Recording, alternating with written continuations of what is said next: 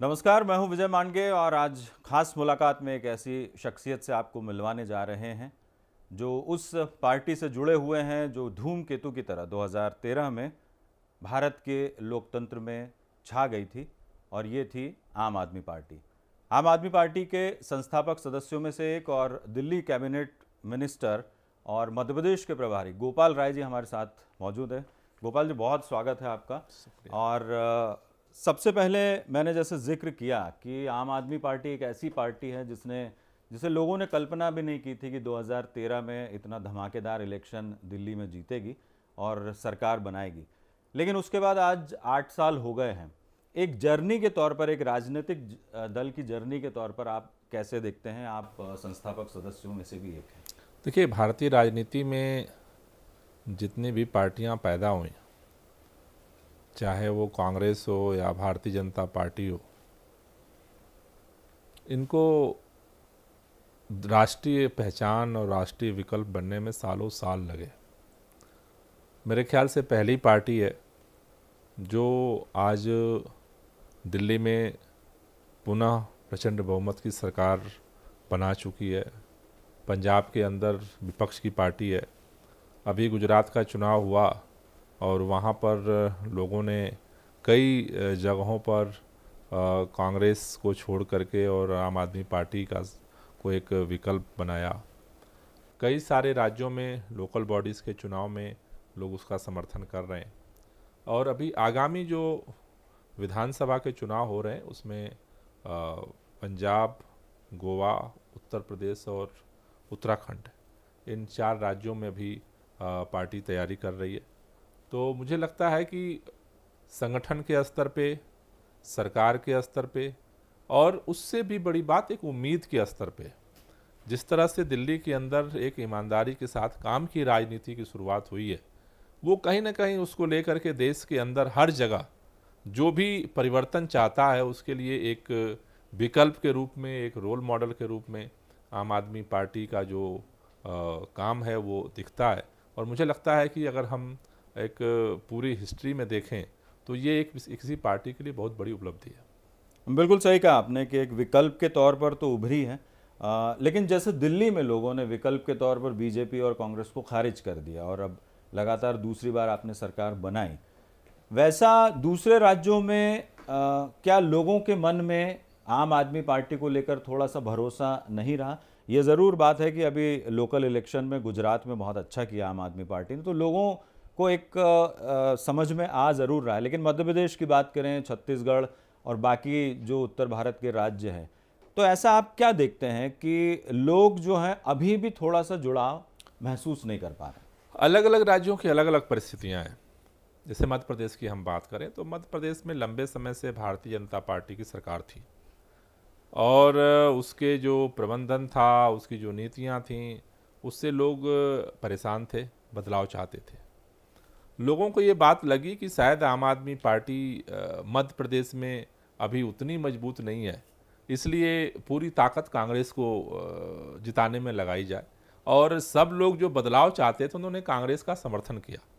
मध्य प्रदेश में बदलाव हुआ, लेकिन 1 साल के बाद ही जिस तरह से कांग्रेस ही भाजपा बन गई और कांग्रेस के वो लीडर्स जिनके बारे में शायद लोग सोचते भी नहीं होंगे कि ये कभी भाजपा में जा सकते हैं, विधायक चले गए, तो वोट तो लोगों ने कांग्रेस भाजपा को बदलने के लिए दिया था। मध्य प्रदेश में घटना ये घटी कि भाजपा की आज सरकार है।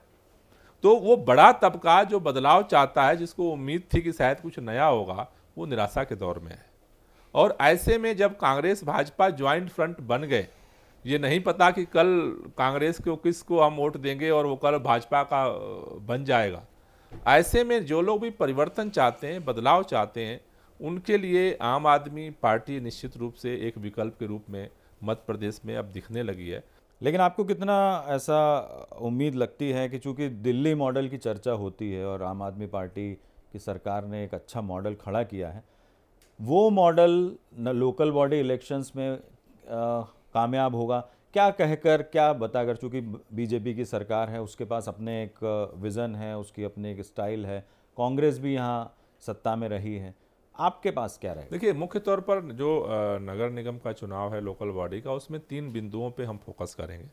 पहला कि जहाँ भी हमारे सरकार बनती है, हमें समर्थन मिलता है, वहाँ पे हाउस टैक्स माफ़ करेंगे और जो कॉमर्शियल टैक्स है उसे हाफ करेंगे।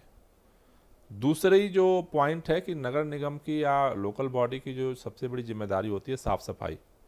आज भी अगर जैसे भोपाल है, भोपाल स्मार्ट सिटी की लिस्ट में आता है, लेकिन अगर आप गलियों में, मोहल्लों में अगर आप जाएंगे तो जिस तरह की व्यवस्था होनी चाहिए एक स्मार्ट सिटी में, उस तरह से अभी भी लोग नहीं देख पा रहे हैं। तो दूसरा जो हमारा फोकस होगा वो साफ़ सफाई पे होगा। तीसरा पॉइंट कि लोकल बॉडीज़ के अंदर छोटे छोटे काम पड़ते हैं लोगों के, किसी को सर्टिफिकेट बनाना है, किसी को कुछ है, किसी को कुछ है, उसमें काफ़ी बड़ा भ्रष्टाचार है, बिना घूस दिए काम नहीं चलता। तो तीसरा जो हमारा एजेंडा होगा कि इस भ्रष्टाचार को रोका जाए, एक सिस्टम बने, एक ट्रांसपेरेंट सिस्टम बने। जैसे दिल्ली के अंदर है, हमने एक सिस्टम बनाया है कि कम से कम 50 तरह के जो काम हैं आज जो है वो लोगों को एक फ़ोन कॉल पे हो जाते हैं घर बैठे, किसी दलाल की ज़रूरत नहीं है। फ़ोन कॉल आप करिए, आपका ड्राइविंग लाइसेंस बनना है, सरकार का बंदा आता है, आपसे कागज़ ले जाएगा, आपका सारा काम होगा, 50 रुपये फीस दीजिए, आपका काम हो जाएगा। तो ये जो एक सिस्टम ऐसा बन सकता है आज, खास तौर से जो टेक्नोलॉजी का ज़माना है, कि जिसमें एक ट्रेडिशनल जो एक दलाली का सिस्टम, भ्रष्टाचार का सिस्टम चल रहा है, कोई भी काम कराना है तो किसी न किसी को ढूंढो, नहीं तो यार टाइम साला ख़राब होगा, ऐसा लोग सोचते हैं, एक जनरल पब्लिक की भाषा है। तो मेरा कहना है कि इसको हम ठीक कर सकते हैं और इसको बेहतर करने की तरफ हम फोकस करेंगे, जिससे करप्शन भी कम हो जाए। ये जो आगे पार्टी आगे बढ़ने की कोशिश करे, ये तो बात हुई, लेकिन मैं थोड़ा सा पीछे ले जाना चाहूँगा कि जब दिल्ली में सरकार बनाई, दिल्ली मॉडल की चर्चा हुई, बहुत काम किया है, लेकिन जो दूसरे राज्य, खासतौर पर मध्य प्रदेश, छत्तीसगढ़ और भी हम साउथ के राज्यों की बात करें, जैसे गुजरात मॉडल की चर्चा होती है, वैसे दिल्ली मॉडल अभी वैसा दिखा नहीं लोगों को। जो उत्तर भारत के जो सटे हुए राज्य हैं वो ज़रूर जानते होंगे, लेकिन और हम यूपी से इस तरफ आते चले जाएं तो वैसी चर्चा होती नहीं। आपको क्या लगता है कि दिल्ली यदि एक केंद्र शासित प्रदेश नहीं होता और एक सामान्य राज्य जैसे मध्य प्रदेश है वैसे होता तो ये ज़्यादा सक्सेसफुल होता? हाँ, निश्चित रूप से, क्योंकि अभी वहाँ पर जैसे पुलिस प्रशासन हमारे पास नहीं है, वहाँ पर जो है ज़मीन हमारे पास नहीं है, वहाँ पर अधिकारियों का ट्रांसफ़र पोस्टिंग सरकार नहीं कर सकती है, कौन अच्छा कर रहा है कौन बुरा कर रहा है उसके हिसाब से जो है उसको सम्मानित और उसको दंडित नहीं कर सकती है।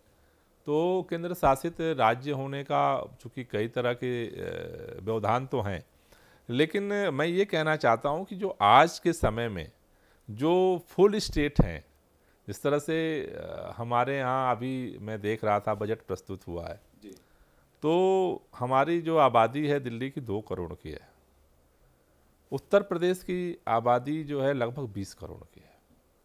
शिक्षा का बजट आया है दोनों का, 20 करोड़ आबादी के लिए जितना बजट रखा उत्तर प्रदेश की सरकार ने, भाजपा की सरकार ने, 2 करोड़ की आबादी के लिए दिल्ली सरकार ने उतना ही बजट रखा है। तो हम ये देखने की कोशिश कर रहे हैं कि आज जो फुल स्टेट होता अगर आम आदमी पार्टी की सरकार के पास, तो निश्चित रूप से उन तमाम क्षेत्रों में और त्वरित गति से काम होता। लेकिन आज जितने फुल स्टेट काम कर रहे हैं, चाहे शिक्षा का मसला हो, चाहे स्वास्थ्य का मसला हो, बिजली की बात ले लो, मध्य प्रदेश में बिजली पैदा होती है, सबसे महंगी बिजली यहाँ मध्य प्रदेश के लोगों को मिलती है, फुल स्टेट है। दिल्ली के अंदर आज 200 यूनिट बिजली फ्री हुई है, कोई गरीब से गरीब भी आदमी अगर है वो अंधेरे में नहीं है। इसलिए नहीं कि उसके पास पैसा बिल देने के लिए नहीं है तो वो अंधेरे में रहेगा, एक झुग्गी में रहने वाला भी, उसके भी 200 यूनिट बिजली खर्च कर रहा है तो उसको फ्री में मिल रही है। दिल्ली के हर परिवार को हमने उजाला दिया है, 400 यूनिट आधे दाम पे मिल रही है।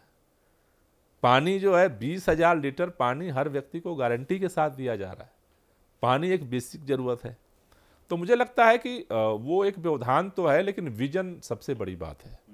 विपरीत परिस्थितियों में भी दिल्ली सरकार ने तमाम क्षेत्रों में जो एक रोल मॉडल बनाया है, मुझे लगता है कि पूर्ण राज्य जो हैं, अगर वहाँ भी अगर नियत और नीतियाँ बनाई जाएं, तो मुझे लगता है कि इस देश के अंदर बहुत बड़े पैमाने पे बदलाव हो सकता है। ये राजनीति का मुझे एक ट्रेंड पिछले 10-12 साल में कि आंदोलन से आप कुछ एक नई राजनीतिक दिशा तय करते हैं। क्या ये किसान आंदोलन भी कुछ ऐसा देश में एक दिशा तय करेगा, ऐसा लगता है? देखिए, अभी जिस तरह से केंद्र सरकार अपनी जिद पर अड़ी हुई है और ख़ास तौर से किसानों को रोकने के लिए जिस तरह से वहाँ कीलें बिछाई गईं, जिस तरह से फर्जी मुकदमे लगाए गए, उससे एक बात तो जो मैं महसूस कर रहा हूँ कि जो किसान सड़क पर हो या ना हो, उसके मन में जिस तरह से अपमानित किया गया, ये आतंकवादी हैं, ये खालिस्तानी हैं, ये विदेशी हैं, ये नक्सलाइटी हैं, ये फलाना है, ढिकाना है, मतलब मेरे ख्याल से जितने तरह की तोहमत हो सकती है सारा किसानों पे लगाई गई। तो लोगों के मन में एक क्षोभ तो है। और भारत किसान प्रधान देश है। मुझे लगता है कि ये जो क्षोभ है, अगर केंद्र सरकार इसका समाधान नहीं निकालती है और अपने जिद पे ही अड़ी रहती है, तो निश्चित रूप से लोकतंत्र में एक दरवाज़ा है जहां जनता की चलती है। आप हमारी बात माने या ना माने, लेकिन मतलब आप सोचो कि किसान है जो अन्न उपजाता है, और किसान के ही बेटे हैं जो सीमा पे जा करके जवान बने हैं और अपनी प्राण की आहुति देते हैं। लेकिन आपको नहीं लगता थोड़ा सा अब इसमें पॉलिटिसाइज भी हो रहा है? टिकैत साहब बंगाल जाते हैं, वहाँ महापंचायत, चूँकि चुनाव है तो उसको कहीं ना कहीं उस नज़रिए से दूसरे राजनीतिक दल भी देख रहे हैं। और मेरे ख्याल से किसान आंदोलन में जो सबसे खूबसूरती थी कि किसान आंदोलन ने और उनके नेतृत्व ने लंबे समय तक किसी राजनीति का दखल आंदोलन में नहीं होने दिया। लेकिन 26 जनवरी के बाद जिस तरह से उनके ऊपर दमन हुआ, जिस तरह से उनके किलें ठोकी गईं, जिस तरह से मुकदमे थोपे गए और जिस तरह से सरकार ने सारे दरवाजे बंद कर दिए, किसान नेता जो हैं वो सरकार से संवाद कर रहे थे और किसी से बात नहीं करते थे। अपने मंच पे किसी पार्टी के लोगों को नहीं चढ़ने दिया उन्होंने, जो आता था नीचे बैठता था। लेकिन उसके बाद से सरकार ने जब सारे दरवाजे बंद किए और सरकार अपने जिद पर आ गई, तो निश्चित रूप से बिल वापस करने का मसला राजनीति का मसला है और उन्होंने अब समर्थन जुटाने का और सरकार को इस बात को प्रेशर बनाने के लिए कि आप ही की जिद नहीं चलेगी, मुझे लगता है कि इस कदम को आगे बढ़ा रहे हैं।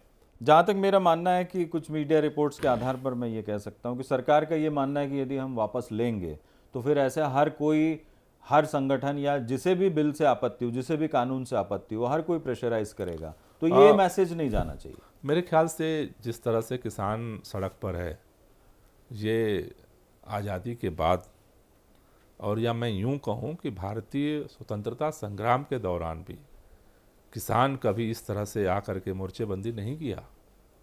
ये हल्की बात नहीं है। आज की तारीख में जंतर मंतर पे आंदोलन होते हैं, 200, 400, 500 लोगों को इकट्ठा करना मुश्किल है आज के दौर में। कड़ाके की ठंड में सड़क पर बैठे रहे सैकड़ों लोगों ने जान गंवा दी। रोजाना आकर के ऐसे लोग आंदोलन करेंगे, आप सोचो कितना दर्द है। पूरे उनके भविष्य का सवाल है।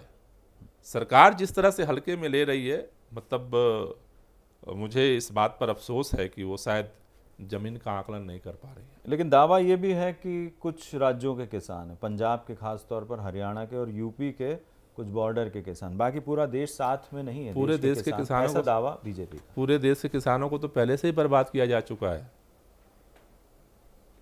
पूरे देश का किसान, यही जो 3 इलाका जिनकी चर्चा आप कर रहे हो, पंजाब, हरियाणा और पश्चिमी उत्तर प्रदेश, जहां हरित क्रांति हुई थी, जब देश जो अन्न के संकट में था, इस देश को अन्न से संपन्न किया इन्हीं 3 इलाकों में।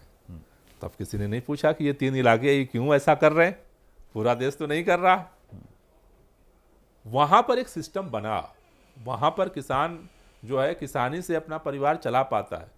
पूरे देश को तो पहले से ही बर्बाद किया गया। बिहार के अंदर, उत्तर प्रदेश के अंदर, मध्य प्रदेश के अंदर 100-100 एकड़ का जमीन का मालिक जो खेती करता है, अगर उसके परिवार में कोई नौकरी ना करता हो, बाहरी आमदनी ना हो, तो परिवार तो, घर की बेटी की शादी तो नहीं हो सकती है। तो पूरे देश में तो पहले ही बर्बाद हो गया था किसान। इन जगहों पर जहां हरित क्रांति हुई और जहां कृषि के आधार पर अर्थव्यवस्था चल रही थी, उसको भी तोड़ा जा रहा है। इसलिए वो आज मुखरता के साथ बोल रहा है बिहार के अंदर तो मंडी सिस्टम पहले से ही खत्म है। उत्तर प्रदेश के अंदर मंडी सिस्टम जो है पूर्वी इलाकों में तो पहले से ही खत्म है। किसान का अनाज पैदा होता है, अनो पौनो दाम पर जो है उस बेचने को मजबूर है। तो सवाल ये है कि जब इन्हीं इलाकों ने देश को अन्न से संपन्न किया तब किसी ने सवाल नहीं पूछा। आज उसको बर्बाद करने की तरफ सरकार बढ़ रही है, तो आज कह रहे हो कि वही पूछ रहे हैं। लोकतंत्र है। आपने कहा लोकतंत्र है, लेकिन एक प्रमुख पार्टी के प्रमुख नेता, मैं राहुल गांधी का जिक्र करूंगा, वो बोलते हैं कि भारत में लोकतंत्र नहीं है। लोकतंत्र को खत्म करने की कोशिश हो रही है, और ये सबसे बड़ा उदाहरण है कि अगर सरकार चाहती तो किसानों को इतना परेशान होने की ज़रूरत नहीं थी। मुझे लगता है कि देखो, सरकारें जिद से नहीं चलती। फिर अंग्रेजों के राज में और हमारे राज में फ़र्क क्या है? अंग्रेज भी तो इसी बात पे अड़ जाते थे ना कि भाई मेरा जो है वो नाक जो है छोटी हो जाएगी। भाई वो किसान तो नहीं कह रहे हैं कानून मत बनाओ, आप कह रहे हो किसानों के फायदे के लिए कानून है, तो जनता की भी तो सुननी पड़ेगी ना। अगर एक बार वोट दे करके आपको चुन दिया तो इसका मतलब थोड़ा कि अब आप सुनोगे ही नहीं। भाई अपनी नीतियों में बदलाव करिए। लोकतंत्र का मतलब तो यही है ना, उनको सम्मान दीजिए।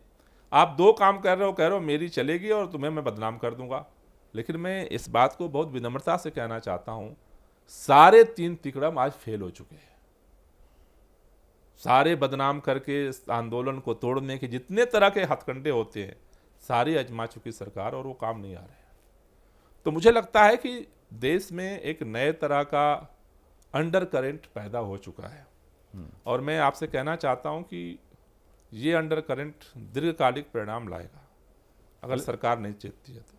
लेकिन राजा साहब, इसमें एक सवाल ये भी है कि आंदोलन हो रहे हैं। शाहीन बाग का आंदोलन हमने देखा, एनआरसी सीए को लेकर आंदोलन हो रहे हैं, मध्य प्रदेश में भी हुए।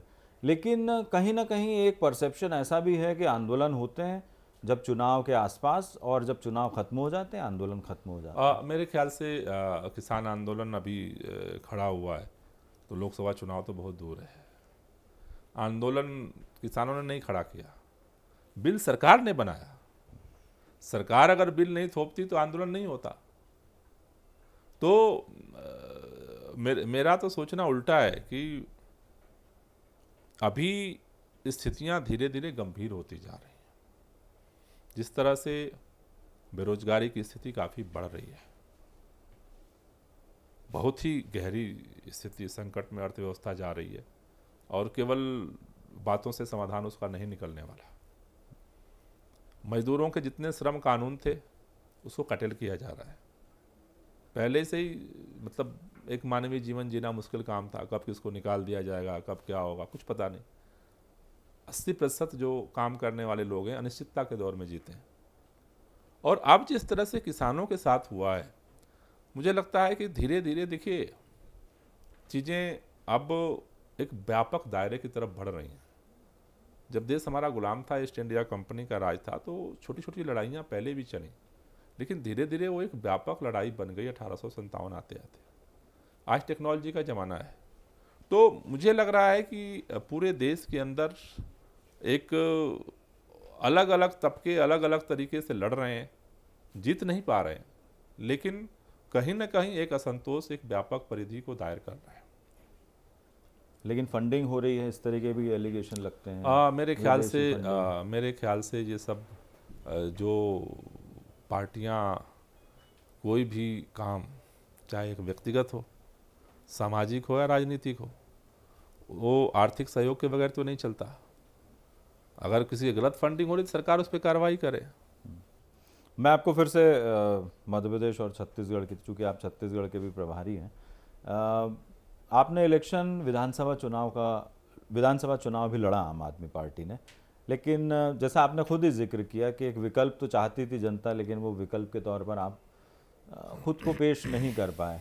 तो वो जो कमियां थी, अभी भी क्या कुछ कमियां हैं, या फिर उन कमियों को आपने पूरी तरह से दूर कर लिया? देखिए, मैंने कहा ये ग्रोइंग प्रोसेस होता है। संगठन निर्माण का काम लगातार बढ़ रहा है।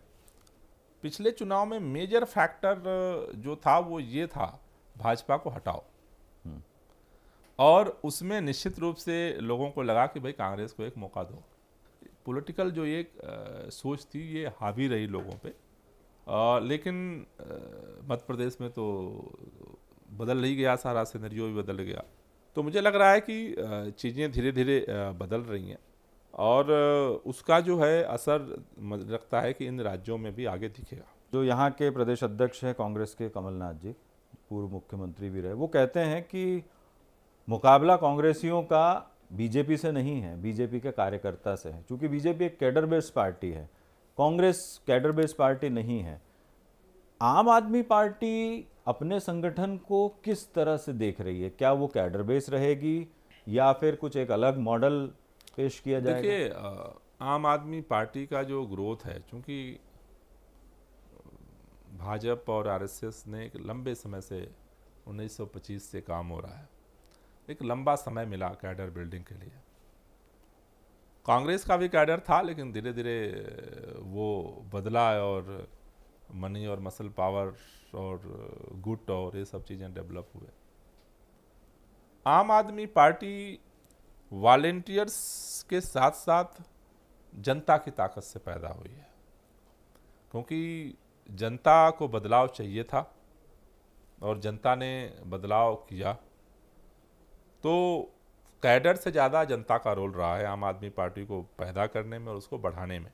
लेकिन अब ज्यों-ज्यों समय बीत रहा है, आम आदमी पार्टी का भी एक कैडर तैयार हो रहा है, सभी जगह टीमें बन रही हैं जो उस पर काम कर रही हैं। तो कैडर के साथ जनता को बदलाव चाहिए, बदलाव हो सकता है, क्योंकि पहले एक निराशा था कि बदलाव हो ही नहीं सकता। एक ईमानदार आदमी चुनाव लड़ ही नहीं सकता, लड़ भी जाए तो जीत नहीं सकता, जीत भी जाए तो कुछ कर नहीं सकता। आम आदमी पार्टी उस उम्मीद का नाम है कि आम आदमी चुनाव लड़ सकता है, जीत सकता है और जीत करके आज के हालात में ही कुछ कर सकता है। ये सबसे बड़ी जो होप है वो आम आदमी पार्टी की ताकत है और जिसके दम पर हम आगे बढ़ रहे हैं और साथ साथ कैडर निर्माण का भी काम कर रहे हैं। एक आखिरी सवाल कि मध्य प्रदेश में बायपोलर पॉलिटिक्स ज़्यादा रही है, हमने अब तक का इतिहास देखा 1950 के बाद से।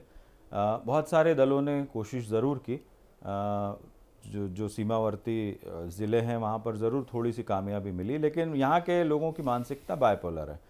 तो ये जो मानसिकता है इसको कैसे तोड़ा जाएगा और आपका मुकाबला बीजेपी से ज़्यादा है या कांग्रेस से? मेरे ख्याल से परिस्थितियों ने तोड़ दिया उसे। मध्य प्रदेश में लोगों ने पहले कभी नहीं हुआ कि वोट करके सरकार बनाई हो बीजेपी की और सत्ता कांग्रेस करने लगे, या कांग्रेस की सरकार बनाई हो और सत्ता बीजेपी करने लगे। मध्य प्रदेश में पहली बार हुआ है।